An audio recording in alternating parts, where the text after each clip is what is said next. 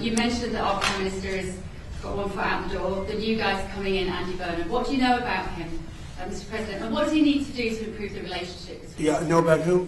The new incoming Prime Minister, Andy Burnham. I don't know anything. I see that he was, I guess, the mayor of a town. I hear he's extremely liberal. Extremely. So that means he probably won't open up the North Sea. You know, I gave Keir Starmer some pretty good advice. I said, open up the North Sea. Go to Aberdeen, which was the hottest city in the whole continent. It was the oil city. It was the oil of Europe. And they closed everything. It was terrible. I saw it before my eyes, and I couldn't believe it. The North Sea is loaded. I have had every oil company come to see me. Sir, could you give us access to the UK? We would do anything to drill in the North Sea. Okay, with Keir Starmer just now resigning, he resigned in tears. It was a very funny video. If you have not watched that already, it is all over X. He literally cried, resigning in disgrace to the entire UK public. Ofer, first off, I want to ask you, what are your thoughts here about what's going on in the UK? We just saw a massive report about the rape inquiry with Muslim Pakistani immigrants in the UK that was huge. And now we're seeing this Keir Starmer resign. I mean, what are your thoughts here? Is this a new UK that we are seeing? Yeah, so this was a long time coming for Keir Starmer. He has been under a lot of criticism from his own party because the Labour Party, even though they won the previous election in 2024 by a landslide, they know that over the next 3 years, they are going to continue hemorrhaging support with Keir Starmer at the helm. And instead of looking at themselves and having some sort of introspection, they're going and blaming one man, and that is Keir himself. Keir Starmer did a great job in being able to unify the party during the election, but since then, his political acumen is just not up there. He's not a good person when it comes to social skills or in getting his name out there and communicating to the public. And that hurt the party in the polls because he's not been able to explain his economic policy properly. There's a lot of issues with cost of living and with the council taxes that are too high. There's issues with energy that are not being solved. And then immigration continues to be at the sort of center point of daily discussions due to the spearheading of the conversation from the Reform Party and even now from Restore Britain. And they're talking about how illegal immigration has caused problems, even legal immigration. And a lot of that is down to the grooming rings. That's become one of the most prevalent examples of the excesses of immigration, how that hurts native Britons. Because looking at that scandal, without getting too much into details, it spanned decades going into the early 50s up until the 2010s. And during that time period, we had huge gangs of Pakistani men, primarily Pakistani Muslims, Indian Muslims, Bangladeshi Muslims, and they would be located in these basically working class cities where you had a lot of white British people that worked in industry. And at night, these families, these packs of young men, they would basically go out and take advantage of girls that were disadvantaged, that were on the streets, that perhaps were involved in some sort of prostitution or otherwise were just out in nightlife, and they would take advantage of them, gang rape them, to put it bluntly, and abuse them in a horrible way. And the government, the local government, the police, even people at the level of mayor within many of these areas, basically in the center of the UK, like Rotherham or Oxford, like they just completely disregarded them, and they didn't want to cause a ruckus. They did not want there to be any association with the perpetrators being Muslim. They wanted that to be erased from all the records, and they didn't want any statistics to be released about Pakistanis being the people behind this. So they swept everything under the rug for decades, and in that time period, victims received no justice, and all of that has come up in the sort of limelight recently with this report that's come out.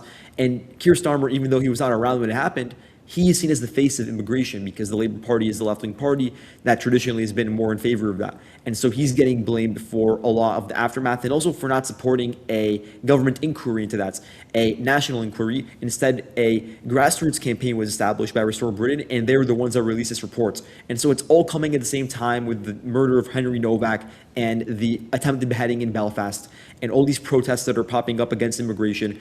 And all of that, people just blame the leader. They blame the head. And so Keir Starmer, his poll numbers are horrible. Labour knew that to have a change in course. And so they're getting a new leader who is slightly more popular, and they hope that's somehow going to change the fundamentals. But I'm telling you already, in a couple of months' time, if nothing changes, the same exact thing is going to happen to this individual. He's going to be just as unpopular.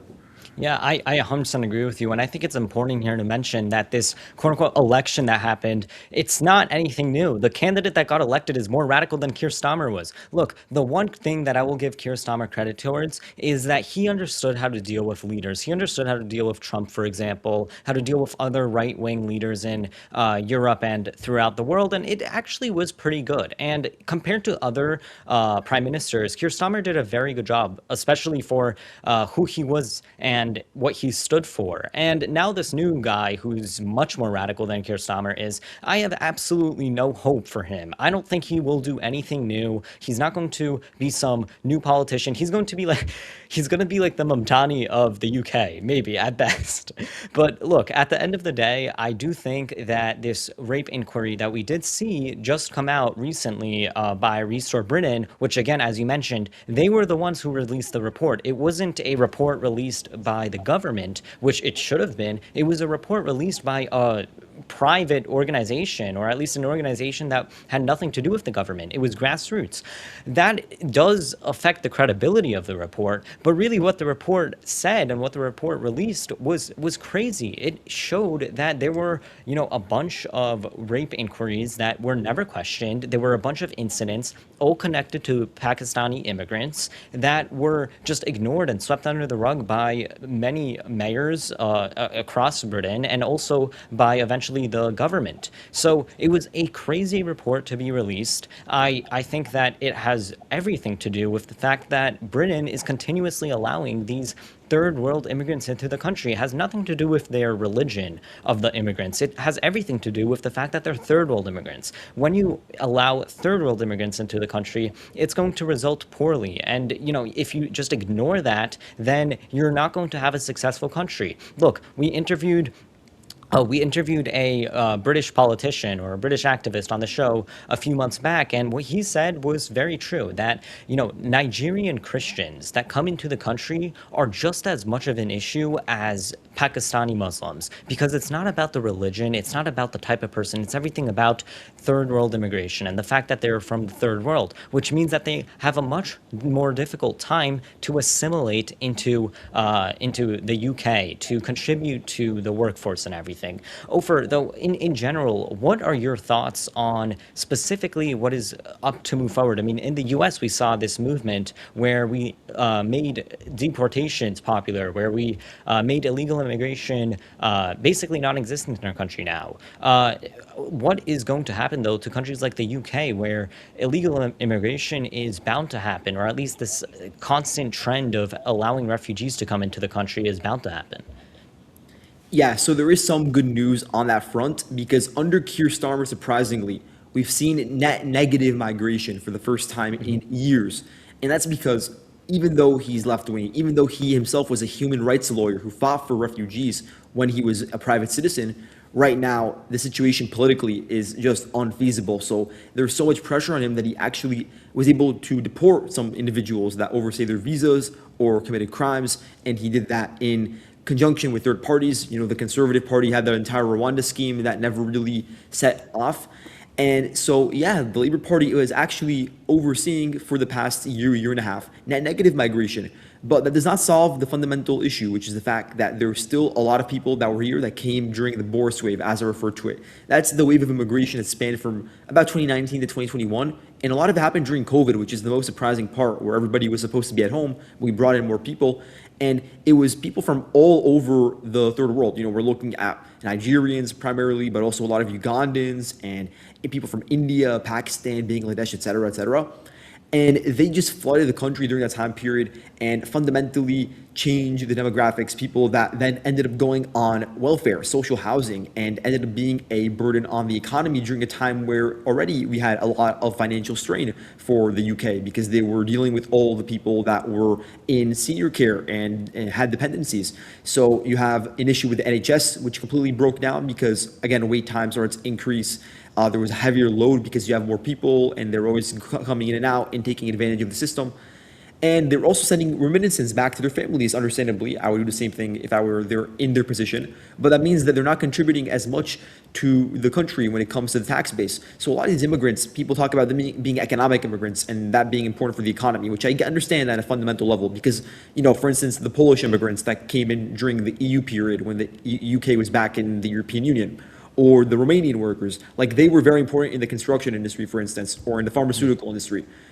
They ended up contributing. But in this case, if you run the numbers between the tax burden paid or payroll taxes compared to what they take in from welfare or from sending to their families, it's a net drain on the country. They're not contributing. And in addition to that, they're committing crimes, which is even worse. They're committing these entirely salacious stories. We're talking here about gang rapes by huge groups of young men that prey on individual young white girls, British girls.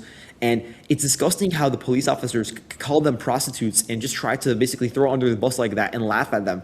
And they did everything they could to avoid inflaming racial tensions. That's the really underlying issue here. And they cared more about trying to keep a group happy that was trying to overrun the country, abuse and take advantage of the system, rather than confronting the issue head on and calling spade to spade. And whenever you have that sort of cowardice, it leads to these sorts of consequences where people suffer at a large scale. So I'm wondering, do you think that Labour under Andy Burnham, who's now almost certainly going to be the next prime minister, do you think they're going to have some sort of course correction, or are they going to continue basically on the same path that Keir Starmer's taking, which is very middle of the road? Yeah, I actually think that they will not continue on the same path. It's going to be the opposite. They're going to just become more radical. That's what we have seen in general. The progressive movement all around the world, not only in the United States, has always become more radical because they don't understand how to attract more people. They don't understand how to become more center because their policies are already pretty radical to begin with. So their option is either to not become a party based off their original principles, or it's to become a party based off their original principles only and become a fundamentalist party. And when you have a fundamentalist party, then you have a very radical party. And that's probably what will happen in the UK with the Labour Party. I want to, go back to something that J.D. Vance actually said in the very beginning of his term as vice president when he went into Europe. He delivered a wonderful speech. And what he said was that Europe and America, yes, we are allies, but that does not mean we always have to be aligned. And that is very, very, very true in this case. We have seen that while the European allies in general, including the UK, including France, I would put Spain in there, but Spain is becoming communist now. We have seen that European allies have continuously, including the UK, they have a mentality that when you have big government, it is good. It means that the people are protected. It means that when you have big government, that we don't have any sort of situation like we would in Nazi Germany, for example, where democracy failed us, where democracy, according to how the UK viewed it, democracy failed the entire Western world and caused for millions to die, and obviously World War II. The US views it completely differently. The US views democracy as the number one pillar here, as the thing that has prevented the collapse of the collapse of all of the Western world. Democracy is the thing that fights against tyranny, and it works. And World War II is an example of how democracy prevails. So this fundamental difference in how European allies and American allies view the world is one of the main reasons why we are never going to be 100% aligned with our European allies, including the UK. And it's also why the UK will always be more left-leaning, because the Democrats in general and the progressive movement is a big fan of bigger government. It is always a fan of bigger government. They don't have the same fundamental distrust that the right does. And this is very reflective of what's going on right now in the situation with the UK, where we see that big government is promoted, where we see that ideas like having mass immigration, mass third world immigration is promoted. Again, these are all values that aren't necessarily the values that democracy always prevails, but instead that big government prevails. And Ofer, I want to mention one last point here, which is what you mentioned with immigration in general, and specifically how it contributes to the workforce. The UK is actually an outlier here because third world immigration for countries like France has contributed to the workforce and economic output consistently, and it still actually does. The main difference here, though, is that in the UK, third world immigration drains resources and also their kids tend to not assimilate. That's the main difference. And it's similar in France, but the difference here that we have in France is that third world immigration tends to actually benefit economically the country. In the UK, they just don't have that. So I want to ask you, I mean, if you were in the UK right now, obviously third world immigration, banning it or putting an end to it, that would be the first step. But what comes after? Because we can't leave the economic situation in the UK as it is now. There are a declining population. It's declining on a rate never seen before. People are leaving the UK. And in general, what other option is there other than immigration? Yeah, so that's a very good point, and it's one that is salient not just for the UK, but we've talked a lot about it in the context of the US. For the UK, it's worse though, because their replacement rates, especially for native Britons, Yeah. is far lower than it is for white Americans. And so, just to give a bit of context, more than 500,000 British citizens left the country in recent years, going to Spain or to the UAE. Those people are high human capital. Like those are people that are involved in crypto or are somehow involved in entrepreneurship. Those people can be attracted back if there are proper incentives. And those people will be far better off as citizens, model citizens that can contribute to the economy compared to some of the people that we've been talking about now in the grooming scandal. Because think about it like this. I've been looking at the platform of Restore Britain, which is the party that published this report about the grooming gangs. And they talked about deporting not just the people that were involved in the entire assault on the children, but also the families of those people that protected them. Because within cultures in the Indian subcontinent, like India and Pakistan, there is a cultural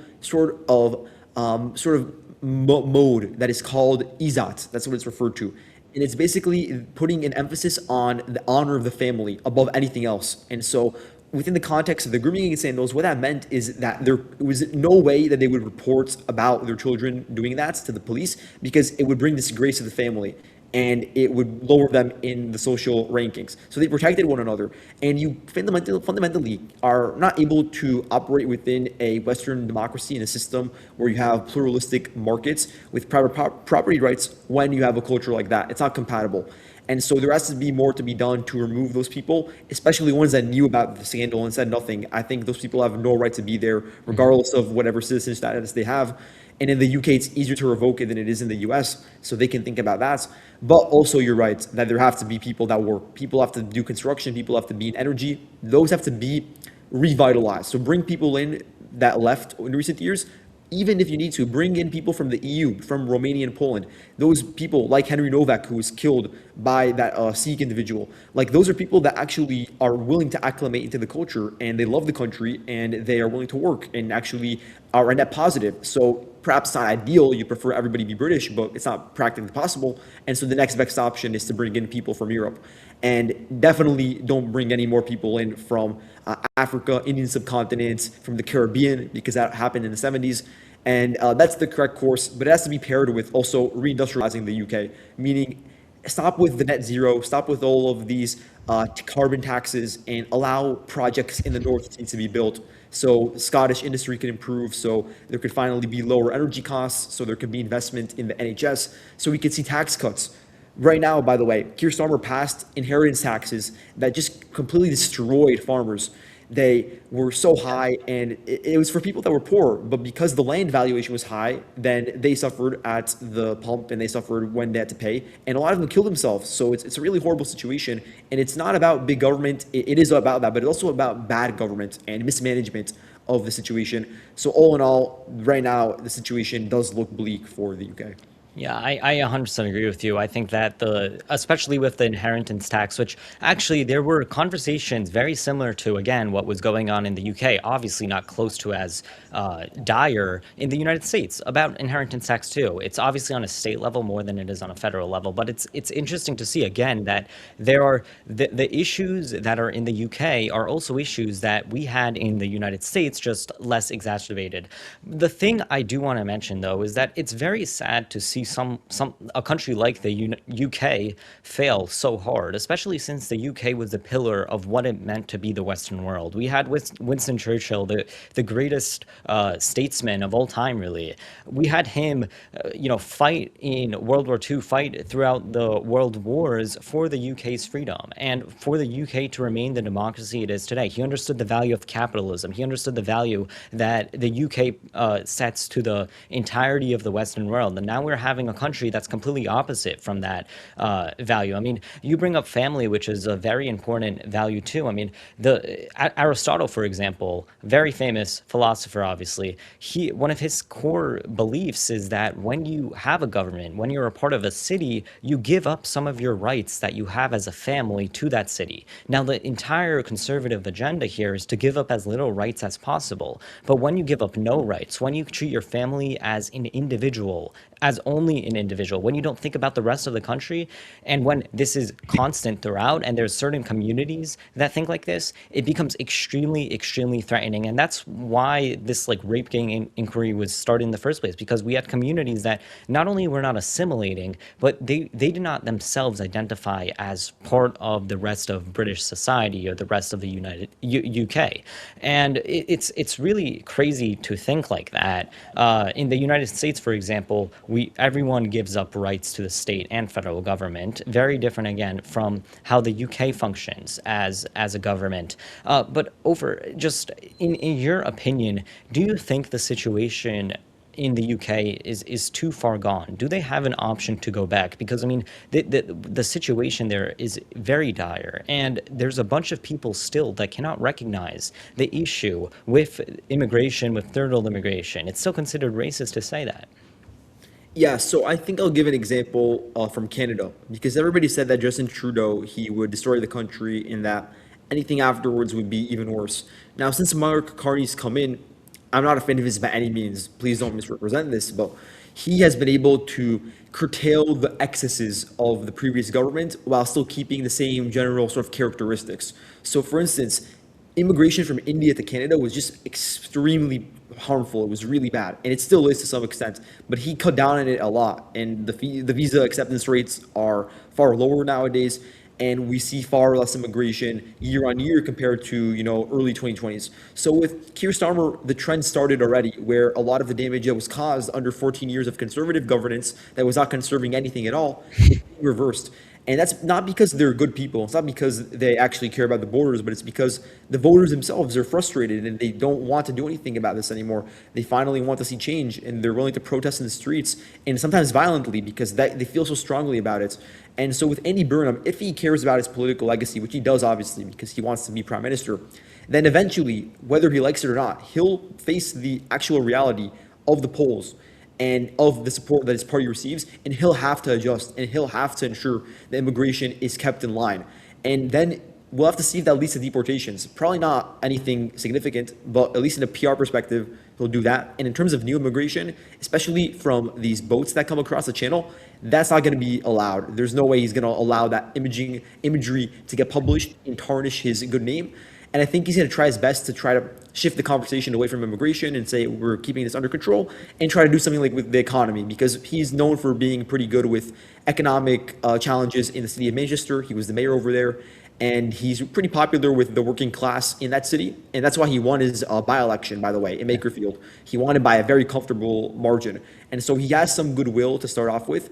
It's going to go down the drain very quickly if things don't change, though. And even if he does try his best, like Keir Starmer did, I think Keir Starmer did put up a fight. It doesn't even matter because people just blame who's at the head of it. And so there is hope for the UK, because in 3 years there's going to be elections. And in all likelihood, the right wing will win. It's probably going to be a coalition of reform and conservatives, which is not that good, but it's better than what we currently have. And then the onus is going to be on Nigel Farage to actually initiate those deportations, because immigration, it's going to be net negative, but the people that are already here, that's going to be the really important conversation. Yeah, definitely. I mean, the day Nigel Farage becomes prime minister will be really historic. It's going to be written in the history books, definitely. Thank you guys so much for watching. Please leave your thoughts down below on this video. Subscribe to our channel. And yeah, if you have any questions, comment down below. We'll see you next time on The Patriot Perspective. Next time, hopefully, the situation in the UK looks better than it is now.